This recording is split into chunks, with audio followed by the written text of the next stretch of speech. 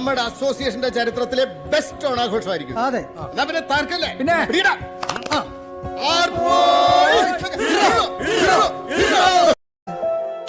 തിരുവാവണിരാവ് മനസാകെ നിലാവ് മലയാള ചുണ്ടിൽ മലരോണപ്പാട്ട്.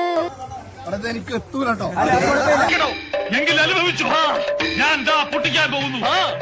ഇപ്പൊ പൊട്ടിക്കും. അടുത്ത നിമിഷം പൊട്ടാൻ പോകുന്നു.